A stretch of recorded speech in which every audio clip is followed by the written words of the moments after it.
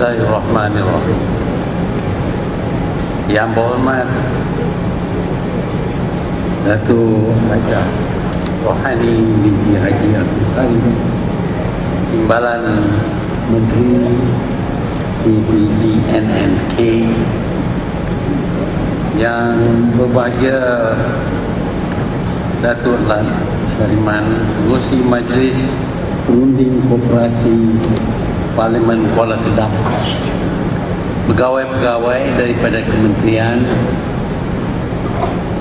pemimpin-pemimpin koperasi, para peserta, hadirin sekalian, Assalamualaikum warahmatullahi wabarakatuh dan salam sejahtera.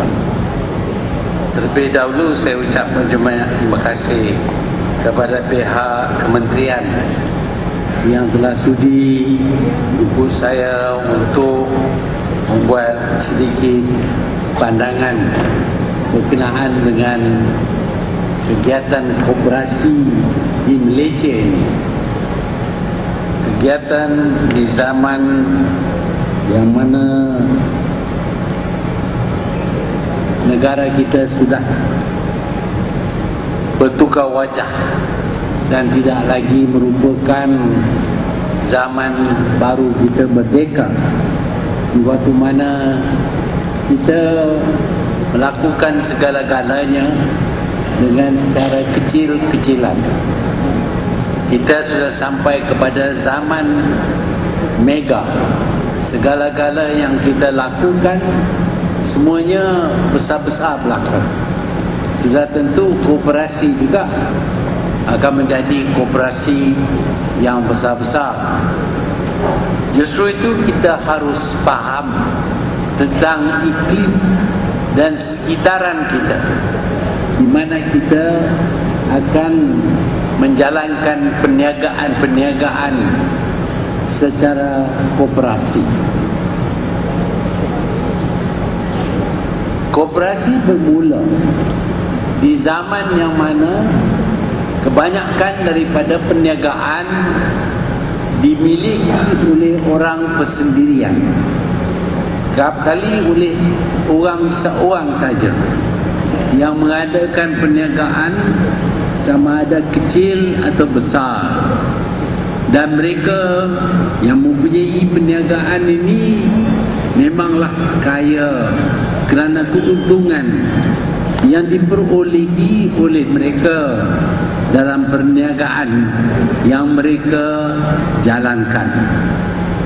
Maka datanglah fikiran, kalaulah pembeli-pembeli mereka bergabung mengumpulkan wang mereka untuk mengadakan perniagaan sendiri, maka ahli-ahlinya boleh dapat keuntungan dari perniagaan itu.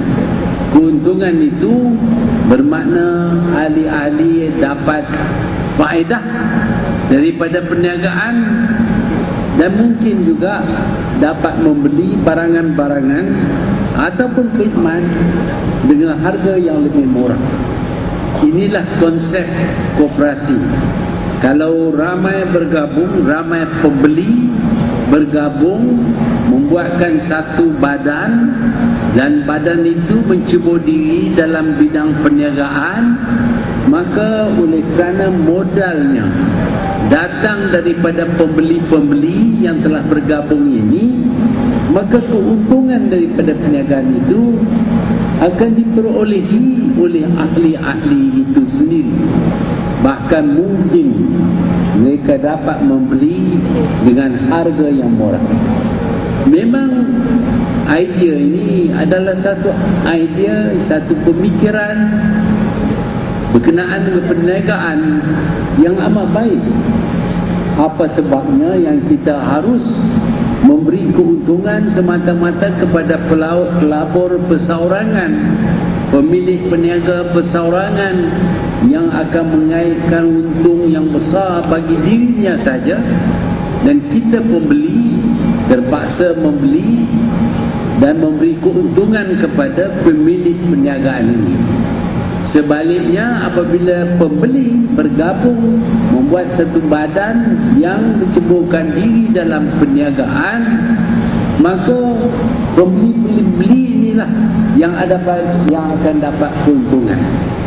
Pemikiran ini memang mudah, tetapi seperti mana kita tahu, untuk mengurus koperasi perniagaan melalui cara koperasi tidaklah begitu mudah. Mereka gagal kerana berbagai sebab. Yang pertamanya, mereka terpaksa bergantung kepada orang yang sanggup bekerja tanpa upah yang tinggi. Mereka kadang-kadang menggunakan pegawai sukarela untuk menguruskan perniagaan mereka. Mereka tidaklah membayar gaji yang sepatutnya kerana mereka ingin mendapat keuntungan daripada perniagaan ini, dan kos urusannya hendaklah dikurangkan seberapa yang boleh. Sudah tentu orang yang seperti ini mungkin tidak cekap dalam bidang perniagaan. Dalam bidang perniagaan, kecekapan amat penting. Kalau tidak ada kecekapan untuk berniaga, sudah tentu kita akan rugi. Kecekapan berniaga ini ialah dapat menguruskan perniagaan dengan mengambil kira kos, bukan saja kos barangan, harga barangan yang nak dibeli dan dijual, tetapi juga kos overhead yang perlu ditanggung, iaitu dengan sewa pejabat, sewa kedai, dengan membayar gaji kepada pekerja dan lain-lain. Semua ini mestilah diambil kira, dan penjualan mestilah mendapat hasil yang lebih daripada kos membeli barangan dan juga kos mengurus perniagaan. Kalau kita bijak, maka dapatlah kita tentukan membeli barangan yang termurah mungkin, tapi bukanlah kualiti yang tak baik. Kualiti yang baik tetapi termurah mungkin. Kita juga harus menjaga supaya kos urusan perniagaan itu tidak terlalu tinggi.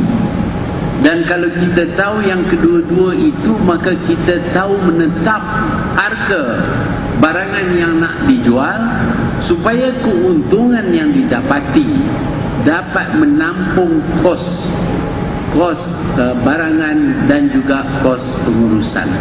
Ini memerlukan kecekapan dalam bidang perniagaan.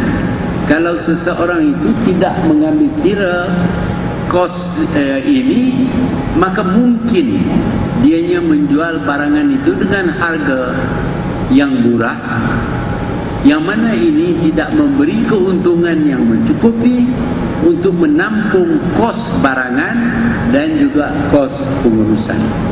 Jadi kita dapati banyaklah perniagaan-perniagaan yang dilakukan oleh koperasi jarang mendapat keuntungan kerana kurang kecekapan.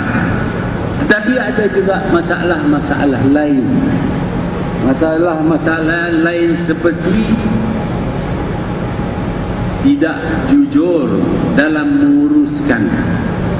Satu daripada kelemahan yang ada kepada peniaga kita terutamanya ialah tidak cekap dalam bidang mengurus wang. Mengurus wang memerlukan kecekapan. Kita kenal wang itu sebagai satu benda yang boleh kita guna untuk tukar dengan barangan yang nak kita belikan. Kita bawa wang di dalam poket kita pergi ke kedai, kita beli barang dengan wang itu. Jadi wang ini ialah sebagai tukaran semata-mata. Kita tidak pandang wang sebagai modal, tetapi memang wang adalah modal untuk mendapat wang yang lebih daripada modal kita. Kalau kita cekap mengurus, kita dapat meningkatkan jumlah wang yang akan didapati daripada usaha dan perniagaan kita. Sebab itu pengurusan wang adalah satu perkara yang mesti dipahami dan kecekapan diperolehi untuk menjayakan sesuatu perniagaan. Biasanya kita mempunyai wang yang kita dapat mungkin sebagai gaji ataupun hasil daripada jualan padi ataupun ikan. Kita dapat wang. Wang itu kita belanja untuk beli apa juga yang kita perlu. Kita tidak memikir wang itu sebagai modal. Tetapi kalau kita bijak dan tahu bagaimana mengurus wang sebagai modal, maka kita dapat tambah pendapatan bagi diri kita. Inilah kelemahan yang ada kepada kita. Sebab itu kadang-kadang berlaku perkiraan yang tidak bijak. Umpamanya kita dengar berkenaan dengan orang yang nak berniaga. Dia mempunyai wang sendiri, di rumah ada duit pun, tapi dia kata, dan ni dia kata kepada saya sendiri, dia nak pinjam wang daripada bank pasal nak berniaga. Saya tanya, tak adakah wang? Ada, tapi saya tak nak gunalah wang saya. Jadi nak guna wang bank. Pasal kalau hilang, kalau rugi, itu tanggungan bank, bukan tanggungan dia. Tanggungan dia. Pendapat yang seperti ini tidak boleh kita terima dalam perniagaan. Kerana apabila kita hutang daripada bank, nak tak nak, sama ada secara Islam ataupun tidak, kita kena bayar dengan lebih daripada jumlah hutang yang kita ambil supaya bank dapat keuntungan. Jadi kalau kita memerlukan modal, kita pinjam daripada bank, daripada perniagaan kita, kita kena jumlah kepada kos barangan, kepada kos pengurusan, kepada juga kos wang yang kita pinjam tadi, iaitu bayaran wang seperti faedah kepada bank. Jadi kos perniagaan kita sudah meningkat. Kalau kita guna duit sendiri, tak ada interest nak bayar. Tetapi bila kita guna duit pinjaman, maka kita perlu jumlah kepada kos perniagaan kita, bukan saja harga barangan yang nak dibeli dan dijual, tetapi juga kos pengurusan dan juga kos modal kita. Jadi tentulah kalau kita tidak tahu bagaimana menentukan harga barangan yang kita jual, mungkin kita tak dapat balik modal sepenuhnya. Ini adalah satu perkara yang kita semua tahu. Saya tak fikir orang tak tahu, tapi entah macam mana, ada orang sesungguhnya yang berpendapat bahawa hutang tak payah bayar. Terutama hutang daripada mara, siapa pernah bayar? Ada orang bayar hutang daripada mara, free kan tak? Itu dia kerjaan. Kerjaan kita punya. Takkan dia nak minta duit balik daripada kita. Kerjaan bagi duit saja. Dia bukan nak minta duit daripada kita. Jadi tak apalah kita hutang duit mara, kita berniaga, rugi, tak bayar.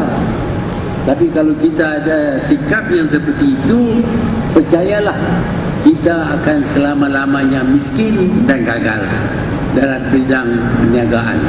Kita harus ingat, kalau kita hutang, mestilah kita bayar hutang itu dengan faedah ataupun kos apapun daripada hutang yang kita ambil.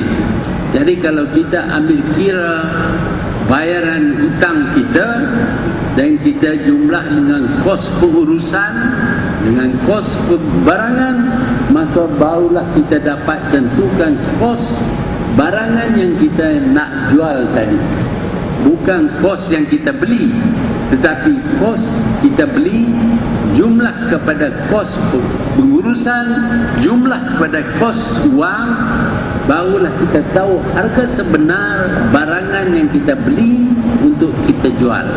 Saya dapati perkara yang mudah seperti ini pun kerap kali tak diambil kira. Oleh kerana itu ramai yang gagal kerana perjualan laris tapi tak ada keuntungan.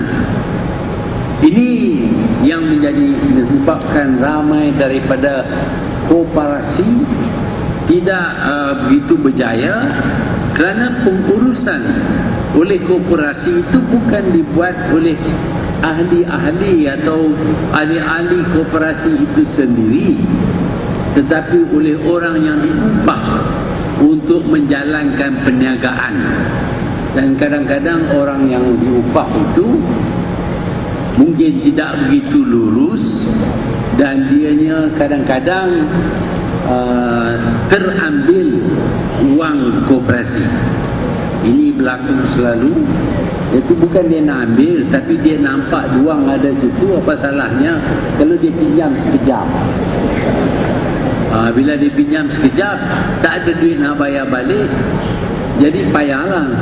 Semakin lama kalau tak dikenal pasti yang dia dah pinjam ni, dia pinjam lagi. Dia pinjam lagi, lama-lama kita heran macam mana perniagaan laris tapi tak untung, duit tak banyak. Sebabnya kerana pinjaman oleh orang yang ditugaskan, dipertanggungjawabkan mengurus perniagaan. Ini berlaku, saya fikir selalu, kerana walaupun kita orang Islam dan kita harus lurus, tidak cuba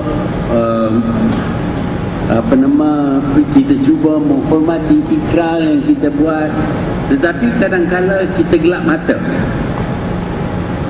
mata pasal bila nampak duit itu entah lupa tentang amanah kita pun, dan kita pinjam duit yang bukan hak kita untuk dipinjam. Saya tahu ini berlaku kerana saya sendiri kenal orang yang melakukan perkara yang semacam itu. Ada juga kadang-kadang syarikat koperasi beri hutang kepada ahli-ahli koperasi. Ahli-ahli koperasi boleh ambil barang bayar kemudian, bayar bulan depan. Biasa berlaku di Alostar ini juga, sebuah koperasi pegawai-pegawai kerajaan yang mana ahli-ahlinya tiap bulan ambil barang untuk bayar bulan depan. Tapi dianya ambil barang itu kerana kurang cash, duit tunai tak ada, dia ambil barang itu dijual kepada kedai mama, dan dijual dengan harga yang murah. Pasal mudahlah, kalau murah mama mesti belinya, kalau harga mahal mama tak beli. Jadi dia jual dengan harga murah untuk dapat cash, untuk dapat wang tunai, kerana dia nak guna wang tunai. Jadi bila dia terima gaji yang bulan depan, dia sudah dibelanjakan, dan sekali lagi dia terpaksa ambil barang daripada koperasi untuk dijual, ditolak kepada kedai mama untuk dapat cash belanja untuk bulan itu. Ini sudah tentu tidak akan menjayakan koperasi, tapi ini memang berlaku. Saya tahu ini berlaku kerana saya kenal orang yang melakukannya. Ini zaman dulu lah, zaman dulu masa saya duduk kerja di sini dulu, saya jadi doktor dulu, saya tahulah dia. Banyak orang pun kalau dia ambil duit pun kadang-kadang dia sakit juga, bila sakit dia jumpa saya. Jadi ini adalah satu lagi sebab kenapa koperasi tak berjaya, kerana amanah tidak ada, baik daripada ahli koperasi ataupun mereka yang ditugas untuk menguruskan perniagaan. Kalau tidak ada amanah, apa juga usaha yang kita lakukan akan gagal, kita akan rugi.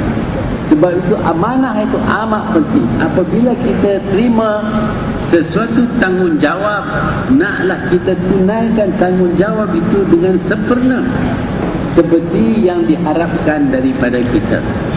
Sama ada kita ahli koperasi ataupun kita menjadi pengurus dalam sebuah koperasi, naklah kita tentukan tidak ada penyelewengan, tidak ada pinjaman yang dibuat secara yang tidak diizinkan. Kalau kita berjaya mengawal diri kita daripada melakukan sesuatu yang tidak baik, maka kita akan berjaya. Tetapi kalau kita mengikut nafsu, nampak duit, apa salahnya pinjam sekejap, esok saya berniaga, saya bagi balik. Dengan itu syarikat koperasi pun akan gagal. Jadi pengurusan wang adalah satu kecekapan yang perlu diperolehi bukan semata-mata oleh orang yang ditugaskan untuk mengurus, tetapi ahli-ahli sendiri. Bahkan kita semua perlu tahu bagaimana mengurus wang, dan jangan anggap wang sebagai alat untuk ditukar dengan barangan. Wang adalah modal. Kalau kita anggap wang itu sebagai modal, maka sebagai modal kita dapat melabur. Daripada pelaburan itu kita dapat tambahan wang yang ada kepada kita. Itulah kebaikannya dalam bidang perniagaan. Dalam bidang perniagaan, hakikatnya ialah kita mengguna modal. Dan modal itu, wang adalah satu daripada modal, tetapi sikap pribadi itu juga menjadi modal. Kalau seseorang itu lurus, betul, tidak menipu, tidak mengambil apa yang bukan haknya, percayalah dia akan menjadi orang yang berjaya.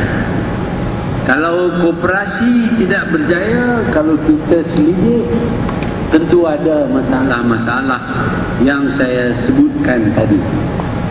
Kurang kecekapan dalam pengurusan dan tabiat meminjam tanpa kebenaran. Kalau kita dapat menghapuskan kedua-dua ini, koperasi akan berjaya, kerana prinsip koperasi ini ialah supaya pembeli dapat keuntungan dari pembeliannya. Kalau biasanya dia pembeli memberi wang dan mendapat balik barang, tetapi orang yang menjual itu mendapat keuntungan.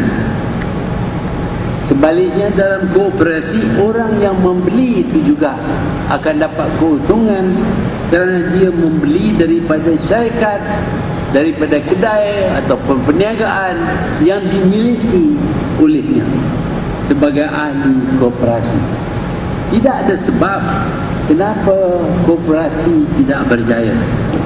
Di Eropah, di mana konsep koperasi ini telah dicipta, kedai-kedai koperasi terdapat di semua bandar-bandar.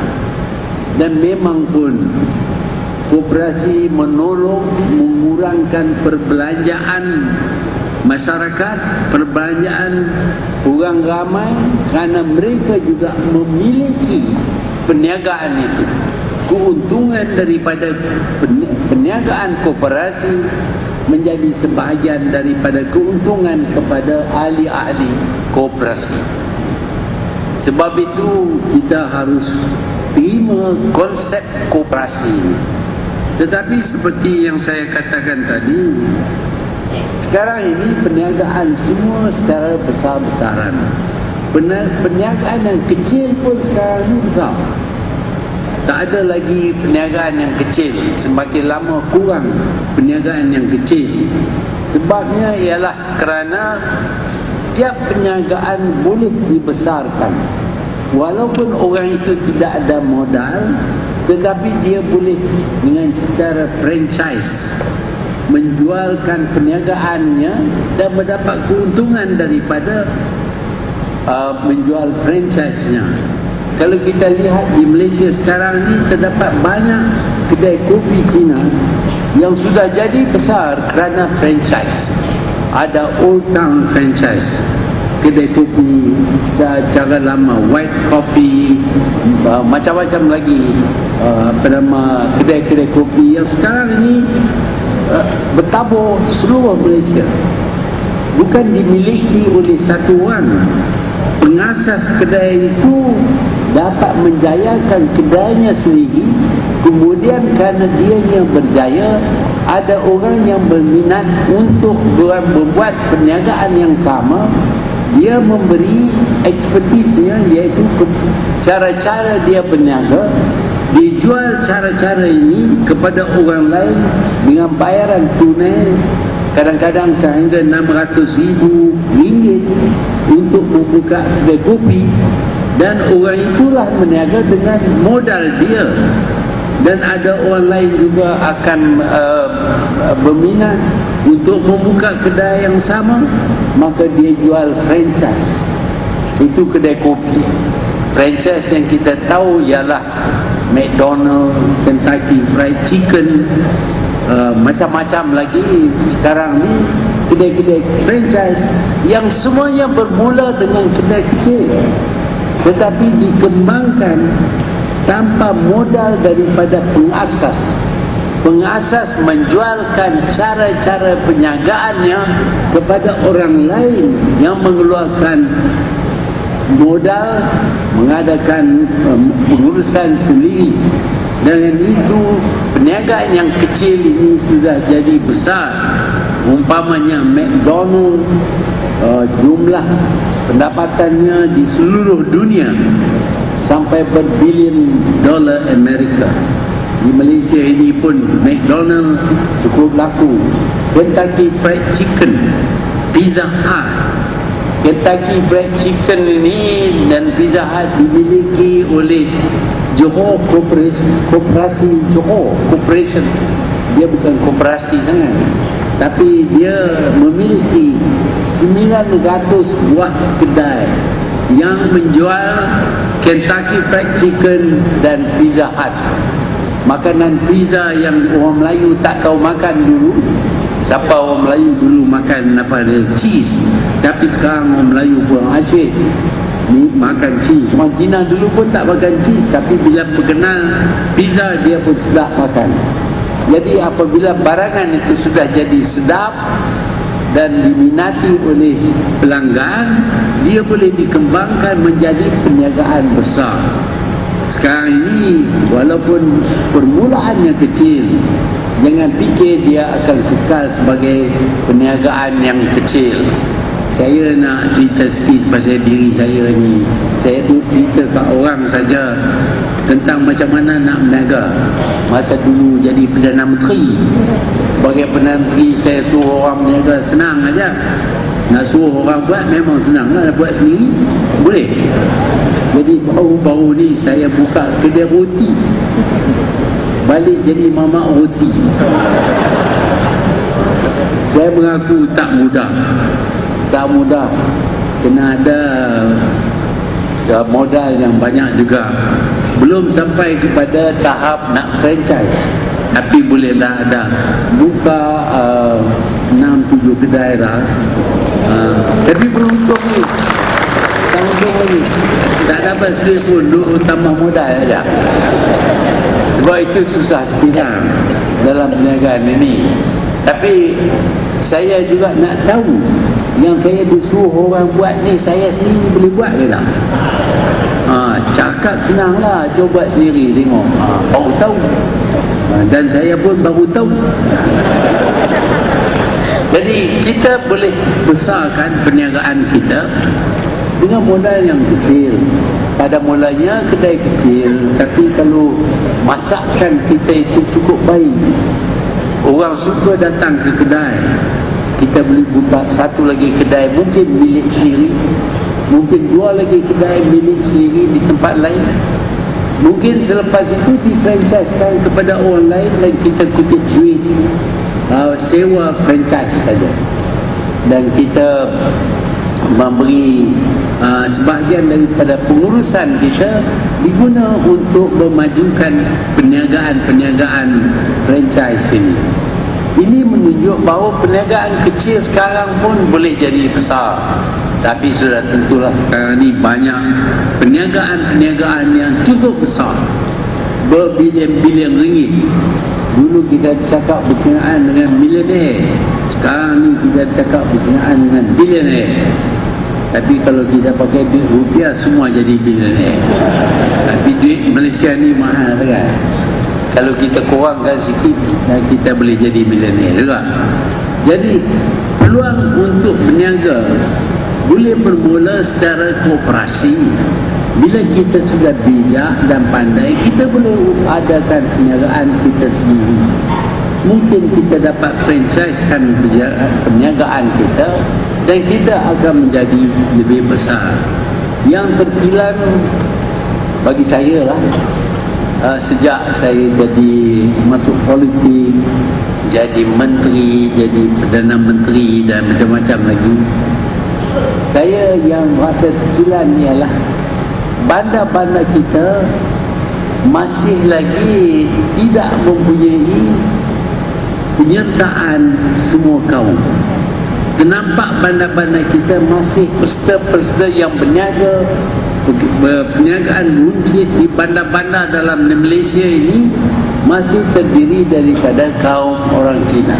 Bukan kita iri hati kepada mereka, tidak. Bukan kita nak sambung hak mereka, tetapi untuk menampakkan Malaysia ini diduduki oleh orang Melayu, Cina dan India, maka sepatutnya lah bandar-bandar kita mempunyai peniaga-peniaga runcit, perniagaan kecil dalam bandar-bandar kita juga.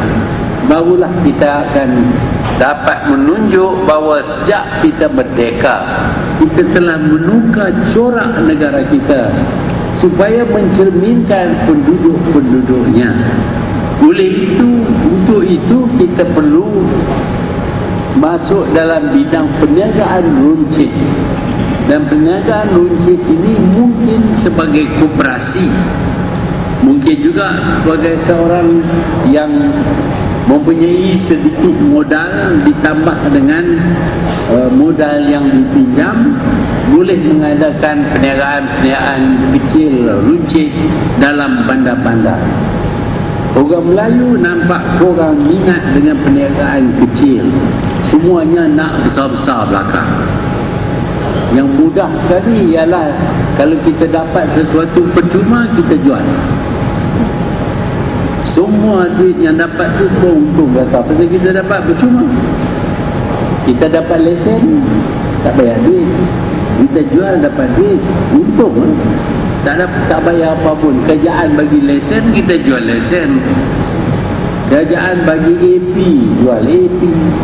Kerajaan bagi kontrak, jual kontrak.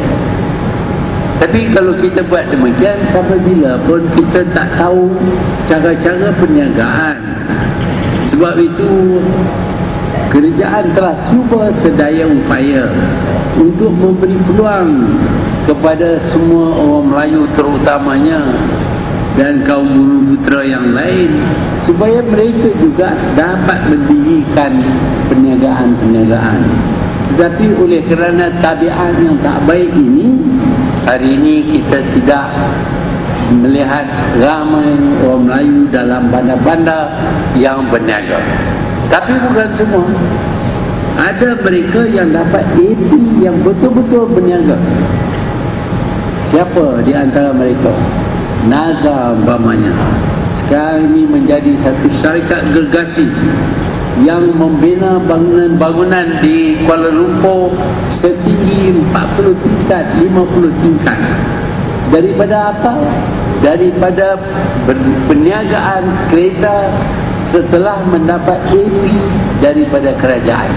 Demikian orang yang lulus, yang betul-betul berusaha berniaga, yang telah belajar cara-cara berniaga dapat menjayakan dirinya sehingga ke peringkat itu. Dan bukan saja Nazar, ada yang lain juga lagi yang menggunakan peluang yang diberi oleh kerajaan untuk berniaga secara yang sepatutnya. Tidak ada penipuan, tidak ada pinjaman yang tak dihalalkan dan sebagainya. Jadi dalam koperasi kita boleh latihkan diri kita untuk berniaga. Modal dalam koperasi tak banyak, kerana jumlah ahli yang banyak menyumbang modal, maka modal menjadi besar dan perniagaan yang diadakan boleh menjadi sama besar. Mungkin juga franchise juga diambil oleh koperasi dan diniagakan seperti yang ditetapkan oleh franchisor yang mengeluarkan franchise ini. Yang sebenarnya ialah peluang untuk meniaga banyak dalam negara kita, dan tak harus kita gagal. Kalau kita lurus, kita beramanah, kita tidak cuba pinjam benda yang tak boleh pinjam, kita tidak ambil apa yang bukan hak daripada kita. Ingatlah, kita semua orang Islam, segala-gala yang kita lakukan itu berdosa. Walaupun terlepas, mungkin di dunia ini terlepas, tapi di akhirat kita kena jawab kenapa kita ambil benda yang bukan hak bagi kita. Kalau kita ingatnya itu, kita lurus, kita tidak menipu, tidak ambil apa yang bukan milik kita, percayalah koperasi kita akan lebih berjaya. Sebab itu saya amat gembira kerana tumpuan diberi oleh kementerian kepada koperasi, dan saya yakin kursus-kursus diadakan, tetapi kursus yang utama sekali ialah amanah yang perlu ada kepada kita. Kalau kita mempunyai amanah, kita buat perniagaan secara betul, tidak ada penipuan apa-apa, maka percayalah koperasi akan berjaya, dan kemudiannya koperasi akan membuahkan lebih banyak peniaga yang akan membuka kedai-kedai dalam bandar-bandar di Malaysia, supaya bandar-bandar kita mencerminkan penduduk berbagai kaum yang terdapat dalam negara kita Malaysia ini. Sekian, terima kasih.